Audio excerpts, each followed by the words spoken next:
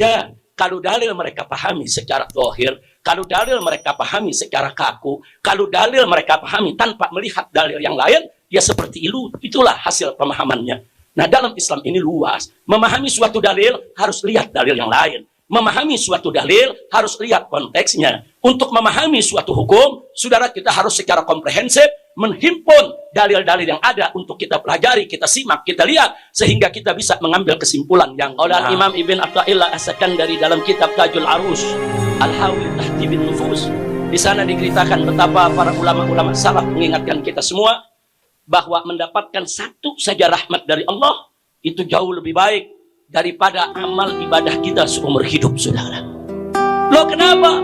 Karena kita ini hanya bisa masuk surga dengan rahmat Allah, bukan dengan amal kita, saudara. Segunung kita punya amal, belum tentu bisa memasukkan kita ke dalam surga tanpa rahmat Allah. Tapi dengan satu rahmat saja Allah berikan kepada kita, cukup untuk memasukkan kita ke dalam surganya. Makanya para ulama salaf, saudara, pernah mengatakan, mereka bersumpah, demi Allah, aku mendapatkan satu rahmat dari Allah lebih aku suka daripada amal ibadahku seumur hidupku. Karena amal ibadah seumur hidup belum tentu Allah terima, belum tentu mendapatkan rahmat. Tapi kalau satu rahmat sudah Allah berikan, saudara, maka segala amal ibadah kita akan diterima oleh Allah.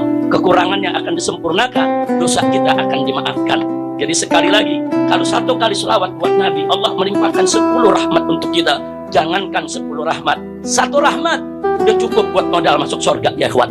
Bagaimana 10 rahmat? Bagaimana kalau kita berselawat 10 kali, 100 kali, 1000 kali? Saudara, setiap hari kita berselawat kepada Nabi kita Muhammad Sallallahu Alaihi Wasallam, maka insya Allah Allah Subhanahu Wa Taala akan melimpahkan rahmatnya untuk kita semua.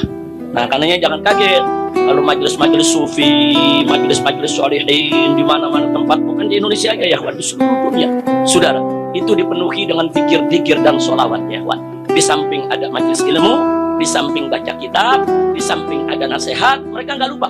Mereka ajak umat untuk banyak-banyak baca sholawat, berzikir, baca wirid. Kenapa? Karena semua itu bisa mengetuk pintu rahmat Allah Subhanahu Wa Ta'ala. Karena sebagaimana Nabi sampaikan kepada kita, saudara, tidak ada yang bisa masuk surga kecuali dengan rahmat Allah, saudara. Sampai tatkala Sayyidatuna Aisyah radhiyallahu taala anha bertanya, "Wa anta ya Rasulullah?" Lalu bagaimana dengan Anda ya Rasulullah?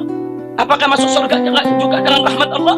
Nabi mengatakan, ya, nggak ada yang bisa masuk surga kecuali dengan rahmat Allah. Cuma hati-hati, ada yang mensalah tafsirkan hadis ini. Apa dia bilang? Nabi sendiri belum tentu dapat rahmat. Astagfirullahaladzim. Ini tafsirnya ngawur ini, ya. Ini bukan pakai tafsir Jalalain ini, tafsir jalan lain dia pakainya. Na'udzubillah min. Nabi itu, saudara, bagaimana nggak dapat rahmat? Ngawur. Nabinya sendiri rahmat, saudara. Allah menyatakan di dalam Al-Quranul Karim, wa ma arsalnaka illa rahmatan lil alamin. Saudara, Allah yang menyatakan, tidaklah kami mengutus engkau wahai Nabi, tidaklah kami mengutus engkau wahai Rasul, wahai Muhammad, illa, melainkan rahmatan, sebagai rahmat lil alamin, untuk semesta alam. Nabi itu sendiri diutus oleh Allah sebagai rahmat. Kalau dikatakan sebagai rahmat, hatta Nabi, apa yang dibawa Nabi semuanya berisikan rahmat, saudara. Nah, lalu kalau Allah jadikan Nabi sebagai rahmat, kok bisa ada yang mengatakan Nabi belum tentu dapat rahmat? Ini yang bicara begini mesti syahadat lagi, ya. Hati-hati, hati-hati, hati-hati. Kadang-kadang orang kalau kepintaran jadi keblinger, ya. Nah, makanya, saudara, penting. Di samping kita tabligh akbar, di samping kita buka kitab, di samping kita ngaji, di samping kita amar ma'ruf nahi munkar, jangan lupa buka majelis sholawat, buka majelis zikir, buka majelis marhabanan, supaya hati kita nggak kering, ya ikhwan.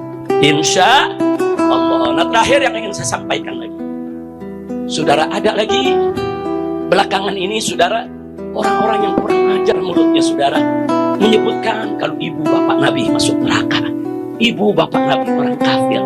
Innalillahi wa inna ilaihi raji'un. Alasannya mereka punya dalil, saudara.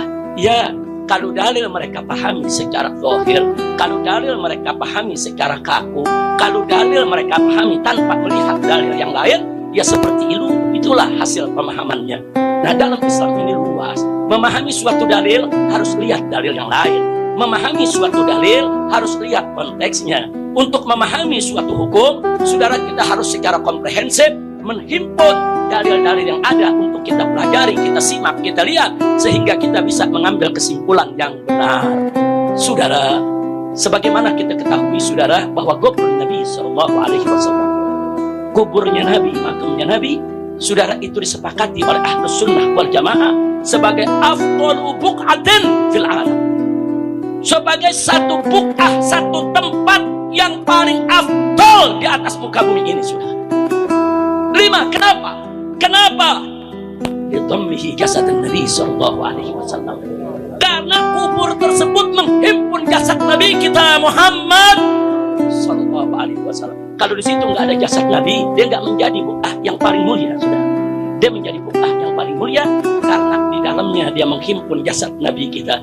Pertanyaannya, saudara, kalau tanah menghimpun jasad Nabi yang sudah meninggal dunia menjadi buq'ah yang paling mulia, sebagaimana diyakini oleh para ulama Ahlus Sunnah, lalu bagaimana dengan batni ummihi Aminah? Lalu bagaimana dengan perut ibu Nabi Sayyidatuna Aminah yang Nabi bersemayam di dalam perut tersebut selama 9 bulan, tumbuh berkembang, digagak, disayang, sampai ditiupkan ruh? Kita ingin mengatakan bahwa perut itu akan masuk neraka jahanam. Inna lillahi wa inna ilaihi raji'un. Hati-hati, saudara. Tanah, saudara, tanah tempat dikuburnya kita punya Nabi menjadi tanah termulia di atas muka bumi ini. Bagaimana perut yang di dalamnya tumbuh bukan hanya jasad, dari mulai jasad tumbuh berkembang sedikit demi sedikit, saudara, sampai ditiupkan ruh 9 bulan dengan penuh kasih sayang, saudara. Yang begini kita mau katakan perut ini akan dibakar dalam api neraka? Yang kita mau katakan perut ini adalah perut kotor yang akan dibakar dalam neraka? Ittaqullah, takutlah kepada Allah. Maka itu saya ingatkan semua. Maka itu saya ingat ini karena tadi di antara syair qasidah yang dibaca oleh rombongan kita dari Madura ini ada bercerita tentang Sayyidah Aminah, ada yang bercerita tentang Sayyidah Aisyah, ada yang bercerita tentang Sayyidah Fatimah. Ini perempuan-perempuan mulia yang pernah menghuni ini dan wajib untuk kita hormati, untuk kita cintai. Bahkan, saudara, kalau istri-istri Nabi diberi gelar Ummahatul Mukminin, lalu bagaimana dengan ibu Nabi? Para ulama memberi gelar Ummul Ummah. Bukan lagi Ummul Mukminin, Ummul Ummah. Saudara, subhanallah. Nah, maka itu jagalah sikap kita kepada keluarga Nabi, kepada ayah Nabi, kepada ibu Nabi, saudara, kepada istri-istri Nabi, kepada putra-putri Nabi, kepada keturunan Nabi Sayyiduna Muhammad sallallahu alaihi wasallam. Insyaallah kalau kita bisa menjaga adab, saudara, maka itu akan menjadi membuka pintu rahmat buat kita semua. Amin ya rabbal alamin. Andai kata ada orang Islam yang masih tetap yakin kalau ibu bapak Nabi itu kafir, masuk neraka, andai kata, saudara, maka sungguh pun dia yakini itu nggak pantas dia mempergunjingkan ibu bapak Nabi, nggak pantas dia ceritakan ibu bapak Nabi di mimbar-mimbar. Apa maksud dia di mimbar berteriak-teriak ibu bapak Nabi masuk neraka? Apa dia bangga? Apa dia senang kalau ibu bapak Nabi masuk neraka? Andai kata ibu bapak Nabi betul masuk neraka, mestinya kita sedih sebagaimana sedihnya Nabi. Mestinya kita menangis sebagaimana menangisnya Nabi sebelum mendapat kabar dari Allah bahwa ibu bapaknya, saudara, akan masuk surga, saudara.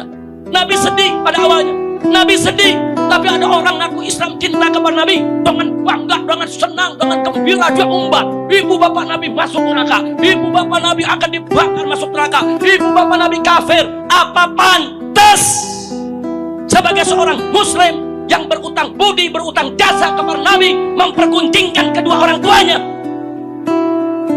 Nah, jadi saya ingin menasihati mereka-mereka yang masih meyakini ibu bapak Nabi masuk neraka. Andai kata keyakinanmu benar, tutup mulutmu, jangan bercerita di atas mimbar, jangan mengumbar. Apalagi persoalannya bukan menjadi kesepakatan ulama, apalagi Ahlus Sunnah wal Jamaah sepakat kalau ibu bapak Nabi, saudara, bukan kafir, bukan musyrik, dan bukan ahli neraka. Jadi kalau kau punya madhab meyakini ibu bapak Nabi itu kafir, ambillah madhabmu, ambillah keyakinanmu. Tapi kau jangan sakiti hati Nabi, jangan sakiti hati kami. kau umbar di atas mimbar. Na'udzubillah min dzalik. Maka itu, saudara, tatkala putra saudara Abu Jahal yang bernama Ikrimah. Ikrimah ini pada awalnya memusuhi Nabi yang bisa-bisa. Bahkan sampai-sampai Nabi mengumumkan pada saat penaklukan kota Mekah, andai kata Ikrimah bergelantungan di sekitar Ka'bah sekalipun, halal darahnya untuk ditumpahkan. Jadi kalau siapa umat Islam yang mendapatkan Ikrimah, bunuh. Perintah Nabi ya. Nah, akhirnya apa? Ikrimah melarikan diri dari Mekah. Nah, begitu melarikan diri dari Mekah sampai ke Jeddah, sampai di pinggir laut, saudara, dia kebingungan. Nah, sementara istrinya di kota Mekah sudah masuk Islam, istrinya kejar sang suami. Begitu dikejar di bukit, lari kemana? Kota Mekah sudah takluk, kota Mekah sudah dikuasai oleh umat Islam, oleh Nabi dan seluruh pengikutnya. Lebih baik kau kembali, lebih baik kau masuk Islam. Sang suami bertanya, apa Muhammad mau terima aku masuk Islam? Karena memang kejahatan dia terhadap Nabi udah luar biasa. Akhirnya kata sang istri, nanti aku yang akan bicarakan dengan Nabi. Insya Allah Nabi akan menerima. Kemudian sang istri menemui Nabi. Sang istri menceritakan bahwa Ikrimah bertobat, ingin masuk Islam, ingin mengucapkan syahadat. Kemudian Nabi terima. Nabi berikan jaminan keamanan. Kalau begitu, ajak kau punya suami kembali ke kota Mekah, masuklah Islam, dan aku jamin bahwa tidak akan ada yang mengganggunya. Nah, yang ingin saya garis bawahi bukan itu. Begitu Ikrimah sedang dalam perjalanan menuju kota Mekah, di kota Mekah ini sahabat juga menunggu apa pesan Nabi. Nabi mengatakan kepada para sahabatnya, kalau nanti Ikrimah datang, jangan kau hina ayahnya, jangan kau cerita tentang ayahnya, jangan. Nah, sebab kata Nabi, kalau engkau itu mencaci maki orang yang sudah meninggal dunia, dia punya anak nanti akan sakit hati. Padahal ayahnya siapa tadi? Abu Jahal. Abu Jahal berhak untuk disatem, Abu Jahal berhak untuk dilaknat. Tapi Nabi pesan, kau jangan laknat Abu Jahal depan anaknya. Walau bagaimanapun juga Ikrimah itu anaknya. Jangan kau sakiti hatinya, karena Ikrimah sudah masuk Islam jadi saudara kita. Subhanallah, ini yang saya ingin pakai. Andai kata ibu bapak Nabi kafir, sebagaimana keyakinan sekelompok orang di luar Ahlus Sunnah wal Jamaah, apa dia nggak jaga perasaan Nabi? Andai kata itu kafir, jaga perasaan Nabi, jaga hati Nabi. Nabi telah berjasa kepada engkau memperkenalkan Islam. Kok tega kau hina ibu bapak Nabi di atas mimbar, di televisi, di medsos, dengan mengatakan ibu bapak Nabi musyrik, kafir, di neraka? Kurang ajar. Jaga perasaan Nabi. Ini Ikrimah, bapaknya Abu Jahal. Yang umat Islam melaknat itu Abu Jahal ya. Semua melaknat. Tapi karena si anak masuk Islam, Nabi pesan, jaga dong perasaan anaknya. Jaga perasaan anaknya. Karena sabul amwat, saudara, itu tidak akan sampai kepada amwat, tapi akan yu'dil ahya, yaitu akan menyakiti orang yang hidup. Makanya para ulama Ahlus Sunnah mengingatkan saudara, hati-hati bicara tentang ibu bapak Nabi. Saya terima kasih kepada rombongan dari Madura. Tadi dalam sekian banyak bait syairnya juga menceritakan tentang keutamaan Sayyidah Aminah radhiyallahu anha wa alaihas salam. Amin ya rabbal alamin. Ini yang saya mau sampaikan. Kira-kira jelas tidak? Paham semua? Saya mau tanya semua di sini, cinta kepada Nabi, cinta kepada Rasul, cinta kepada orang tua Nabi, siap menjaga kehormatan Nabi, siap menjaga kehormatan kedua orang tua Nabi. Takbir. Sallu ala Nabi. Allahumma salli wa sallim alaihi. Hanya itu saja yang saya mau sampaikan.